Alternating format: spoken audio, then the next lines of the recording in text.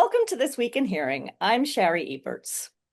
Do you ever wonder why hearing devices remain shrouded in stigma? Maybe part of the reason is that most of today's devices look more medical than fashionable. This used to be the case with glasses too, but over time things shifted. And glasses now come in a variety of colors and styles, so you can mix and match them based on your mood or your outfit. And today's guest, Nick Morgan Jones, is trying to do the same for hearing aids. Nick has hearing loss, so he gets it.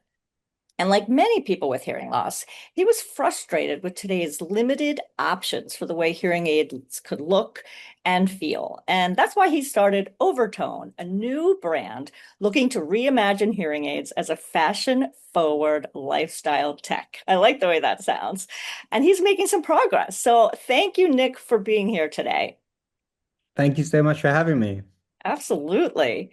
So every person with hearing loss has a story. So I was hoping we could get started, just you sharing a bit of yours for the viewers and how that journey has led to Overtone.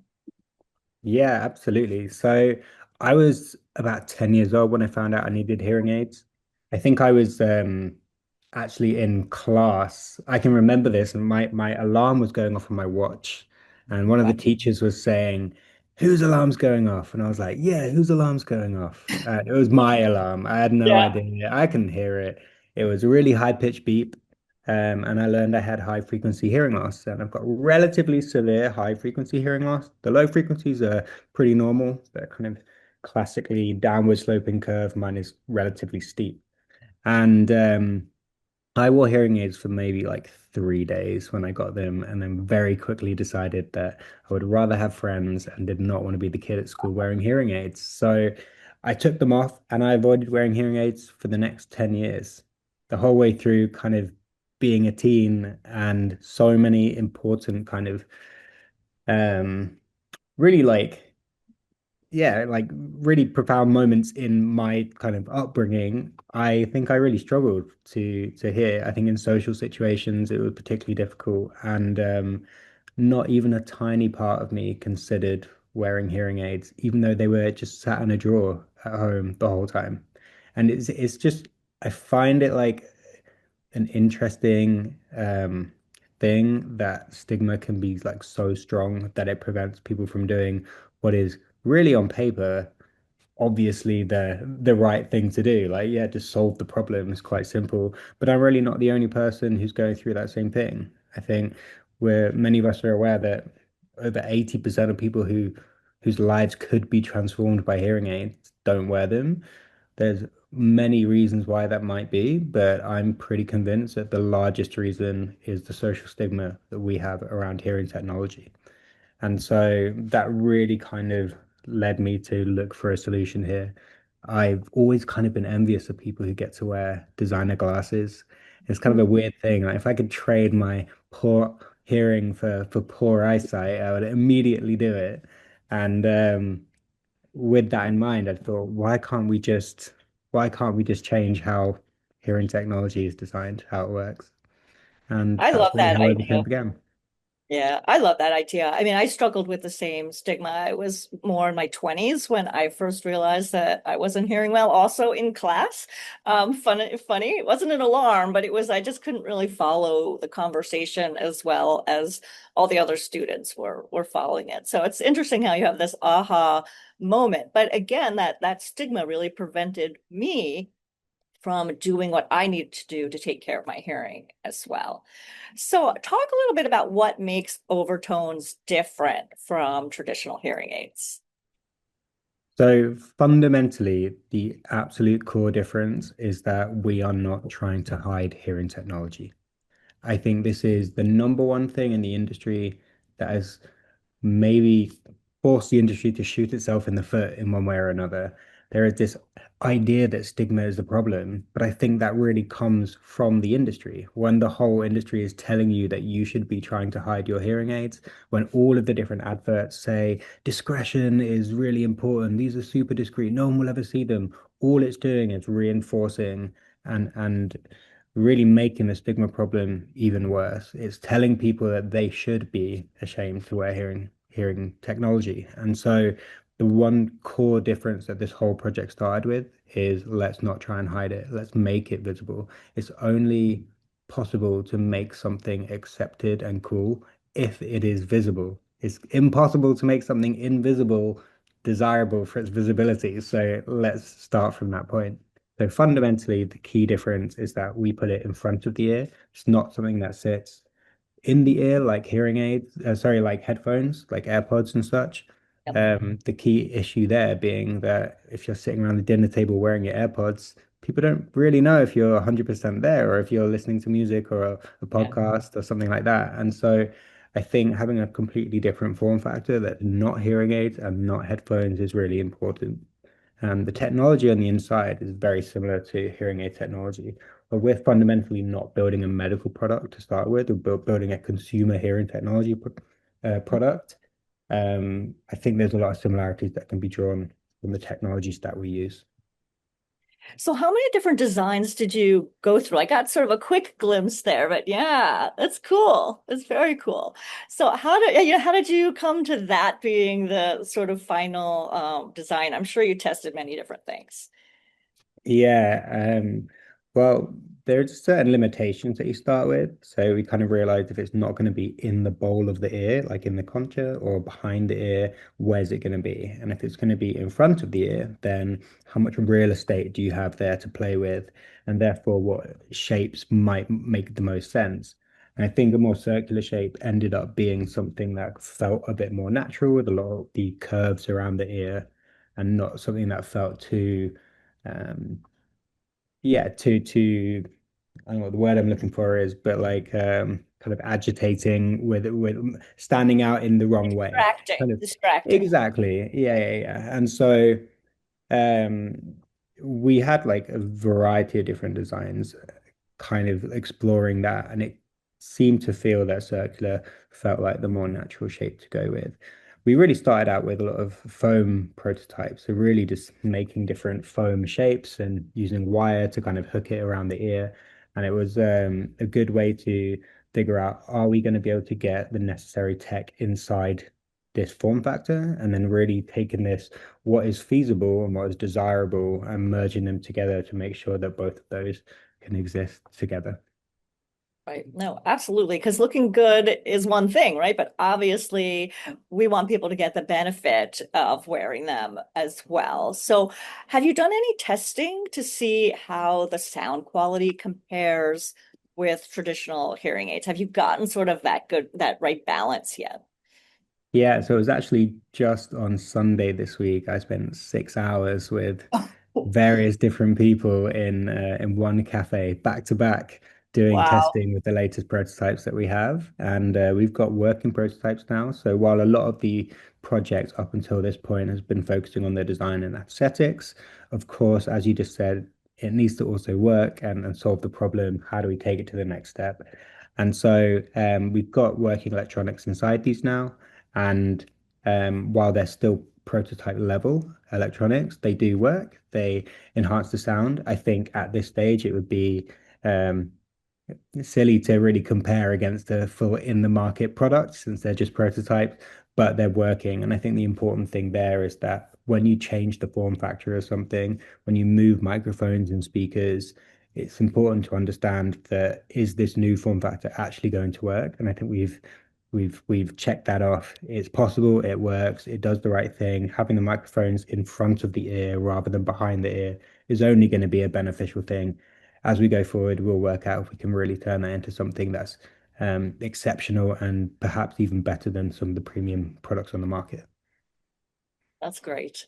Are you thinking it would have, sort of bells and whistles like Bluetooth or T-coil or, it's a small space that you're working with. So how do you balance including some of those things? Yes, so I think there's you can't really make an earworm product if it's not going to have Bluetooth in.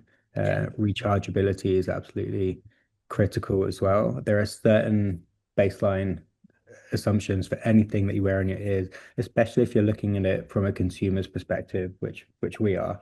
We're not approaching this as an alternative to hearing aids or people who are deep within the understanding of what's available in the hearing aid market. This is really from the perspective of a consumer who has maybe no understanding of hearing aids, what are they going to expect? And Bluetooth and rechargeability absolutely need to be there.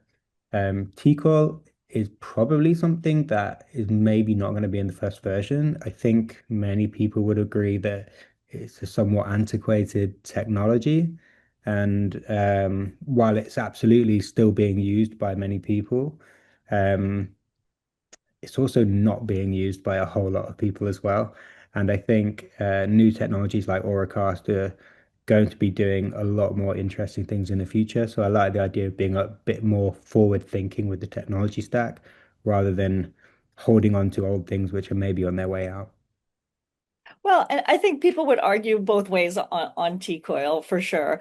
But I think given probably the likely launch date for your product, at that point, hopefully Oracast would be more common and more readily available. And so it makes sense to me that you'd be focused sort of on that type of technology, with with fingers crossed that it'll be usable for people at that point. Absolutely. Yeah, yeah. So who's your target customer for this product? Would you imagine that this would be designed for sort of an over-the-counter type situation where consumers were purchasing on their own or through a practitioner? How do you think about that?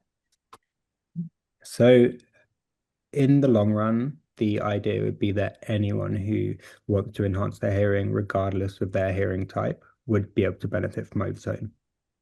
I think as you're entering a market such as the hearing technology market, there are regulatory considerations that need to be taken into account. Um, Therefore, approaching this from the more consumer angle, in the UK, that might look like a PSAP, personal sound amplification product. In the US, I believe that doesn't exist anymore, and it's now different variations of OTC products. Um, this is an easier starting point for any new product to enter the market, but this is absolutely not the place that we plan to stay. We've got people with a variety of different hearing differences who are reaching out and asking for Overtone to work for them, and that's absolutely the intention. But there are definitely some um, hardware challenges that also come with suiting different kinds of hearing, such as using bigger speakers or maybe even bigger batteries if the product requires more gain and more amplification. So we have to look at what is reasonable to address from day one as a new company with a limited budget. But going forward, we want everyone to be able to use these if it works. But I think also maybe another important point here is to not just look at um, the downward side of that scale on increased hearing loss, but also looking at augmenting hearing for anyone. I think what we're going to be seeing in the next few years, especially with the advance of AI, is the ability to do some pretty impressive speech and noise um, applications with the software. And so I really think there is an opportunity here going forward for hearing technology and hearing augmentation, or even just acoustics augmentation, thinking less about the individual, but more about the space that they're in. That could be beneficial for everyone because whether your hearing is, clinically perfect or otherwise, our hearing is not designed for the world we live in today with the amount of concrete echoes, traffic, reverberation. All of this is our ears evolutionarily have not caught up with the world we're in. So being able to augment and optimize the way that you perceive sound in the world through technology is absolutely something we're looking into going forward. I love that concept because I feel like if everyone is trying to just hear better or communicate better, really, then it becomes not stigmatized, right? Part of it is that, if you are wearing hearing aids or overtones or any type of device, this separates you. It means there's an extra step that you have to go through in order to communicate well. And if everyone's focused on better acoustics through AI or whatever method, then we're included in that process rather than the only people concerned about that. And so I think that's sort of a huge mind shift that's going to, we hope, right, take place over the next several years, just in the world in general. And who's going to benefit the most from that are people with hearing challenges, but we will all benefit from having better communication. So I love that concept that you're talking about. There's a really nice thing that you kind of touched on there where when you design for certain people, Yeah. almost everyone can benefit as well. There's a concept called the curb cut effect, which actually was based from curb cuts, these ramps in sidewalk pavements. Um, Started in 1960s, I believe, in Berkeley, California, where some people in wheelchair um, campaigned to get these cuts taken into the pavement, and this obviously benefited them. And they once they campaigned for this and got those put in, it became clear that this didn't just benefit them; it benefited everyone, whether it was mothers with strollers, delivery drivers, cyclists. All these people actually benefited as well. And so I think you got kind of start looking at a lot of design problems as how can we make life easier for maybe the people who perceive the challenges the most. Everyone else is going to benefit from it as well. Yeah. I've heard that called like universal design, right? It's sort of designing where everybody benefits, but of course the people who need the help are getting it as well. So I love that. I love that. So let's talk about just the flexibility of the design. So is this something where you could change it out? You know, how does the fashion aspect of it work? That's a great question. So I get asked quite frequently whether or not the design is something that you maybe want to change depending on what you're wearing or something like that. And I have a hunch over how this ought to be, but this is something we're going to see going forward. So here's a couple of examples of how that could look. So I've got tortoiseshell on the right and something more like champagne colored on the left. And I think if you think about how the eyewear industry works, most people don't buy a pair of glasses for every outfit they wear, nor Right. do they have a pair maybe for work and then one for the evenings. Some do, not every, but most people don't. And I think what happens when you don't do that is that the product then becomes a part of who you are.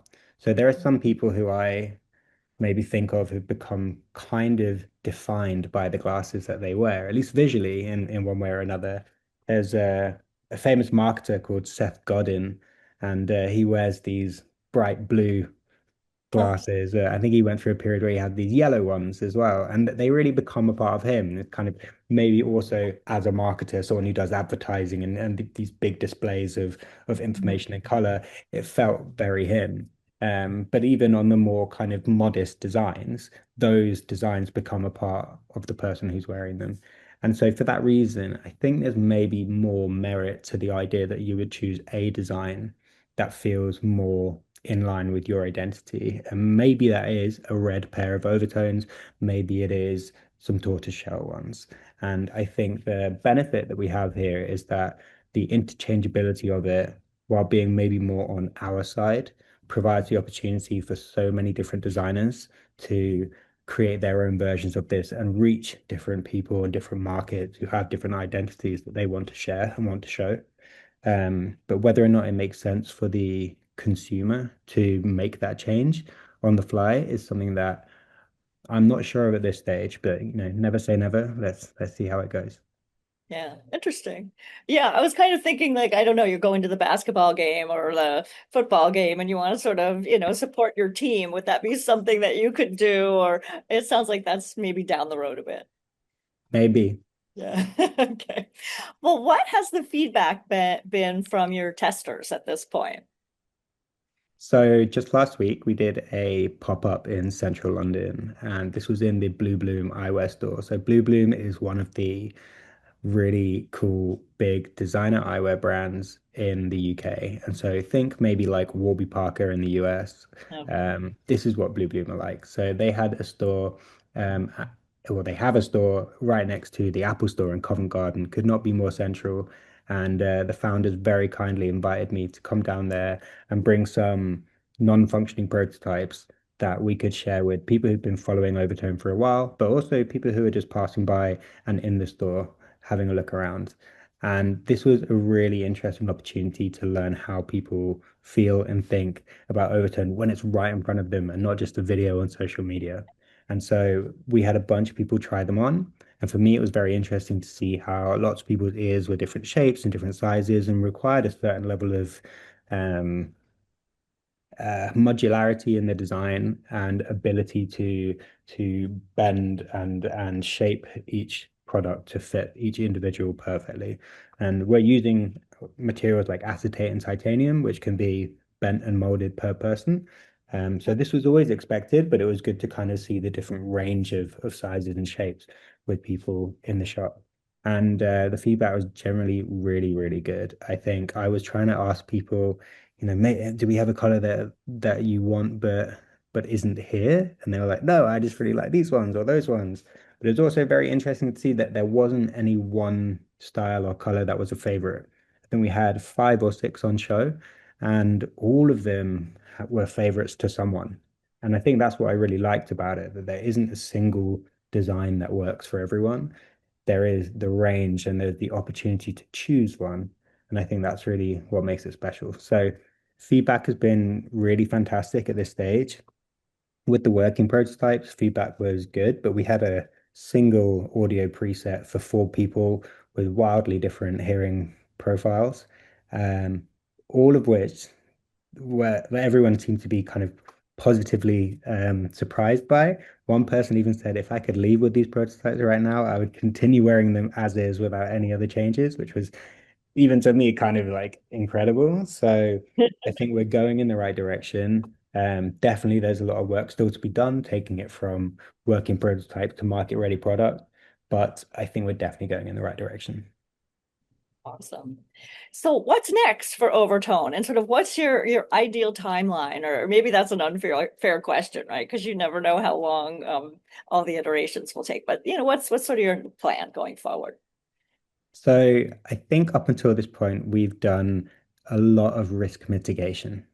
I think you and I met a long time ago, and this was Yeah. back when Overtone was really trying to find its feet in what even is this product? What is the idea behind it? And over the last years, I think I've worked out the ideal shape, form factor, got electronics inside it, understanding that they will work together, but also developing the narrative and the story behind Overtone that makes the most sense. Developing a distribution model that I think through the eyewear industry is incredibly interesting, that it's maybe not going to be um, how people would expect hearing technology to be found, but is equally surprising and makes sense. Interestingly, in the European markets, eyewear and earwear kind of makes a lot Huh. more sense than in the US at the moment. But that's absolutely something that I think will be a welcome change going forward. So a lot of what I've been doing up till now is just working out what's the right way for this to be positioned.